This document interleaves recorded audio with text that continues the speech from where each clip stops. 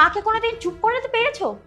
আর তুমি তোমার মাকে বুক ফুটে বলেছো কোনোদিনও যে তোমারও তো সমস্যা থাকতে পারে?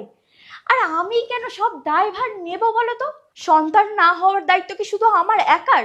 3টে তো বছর হয়ে গেল, 3 বছর টানা আমি ডাক্তার দেখিয়ে গেছি, আর প্রতিবার ডাক্তার বলে গেছে যে আমার কোনো রকম সমস্যা নেই। আর তোমাকে আমি যতবারই বলেছি যে ডাক্তার দেখা, হয়তো তোমার কোনো সমস্যা আছে, তুমি ততবার কথাটাই এড়িয়ে গেছো। কেন বলো তো? তোমার সম্মান নষ্ট হবে বলে? ছি বৌমা ছি, তুমি কথা বলতে জানো না? বড়দের কি করে সম্মান করতে হয় তুমি সেটা জানো না? না মা, আমি বড়দের যথেষ্ট সম্মান করি, আর আপনাকেও সম্মান করি বলেই আমি এতদিন চুপ করেছিলাম। কিন্তু মা, আত্মসম্মান বলেও তো একটা জিনিস আছে নাকি? আচ্ছা, আপনারও তো মেয়ে আছে, তার সাথে যদি এই জিনিসটা হয়, আপনি সহ্য করতে পারবেন তো? আপনার মেয়ে যদি বাচ্চা হতে দেরি হয়, বা তারও যদি কোনো সমস্যা হয়, আর তার শাশুড়ি যদি তাকে দিনের পর দিন একই কথা আপনার মতো শোনাতে থাকে, তাহলে আপনি সেগুলো মেনে নিতে পারবেন তো? আপনি সহ্য করতে পারবেন তো সেগুলো? তুমি একদম ঠিক কথা বলেছো বৌদি, আমি তোমার সাথে একদম সহমত। আর তাছাড়া কখন বাচ্চা নেবে কি নেবে না সেই সমস্ত রকম নেওয়ার দায়িত্ব শুধুমাত্র স্বামী স্ত্রীর, কোনো তৃতীয় ব্যক্তির নয়। তুমি জানো না মা, এই শ্বশুর শাশুড়ির প্রেসারে কত বউ সুসাইড করে, কত স্বামী স্ত্রীর সম্পর্ক ভেঙে যায় এই শ্বশুর শাশুড়ির কথাবার্তায়। তুই চুপ কর। আমি জানতাম না মা তুমি এটা বুঝবে না।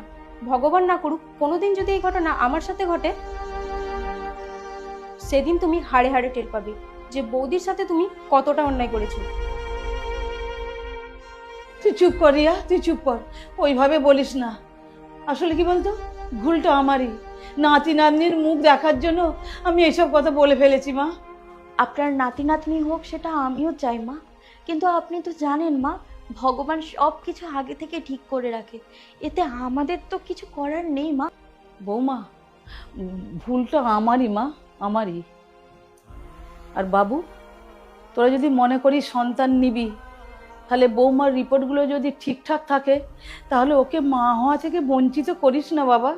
অনেক সমস্যারই তো সমাধান হয়।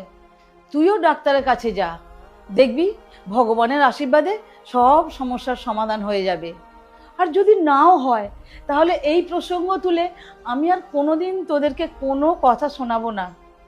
এই যে তুমি বুঝতে পেরেছো, এটা জেনে আমার খুব ভালো লাগলো। আর পায়েল, তুমি দেখো নিশ্চয়ই আমি ডাক্তার দেখাবো। মা, যার সন্তান হয় না, তোমার থেকেও তার কষ্ট অনেক বেশি, তাই আলাদা করে তাকে আর কষ্ট দিও না। আমি এই সপ্তাহের মধ্যেই ডাক্তারের কাছে যাব, তারপর তুমি দেখো তোমার কোলে একটা ফুটফুটে সন্তান আসবে।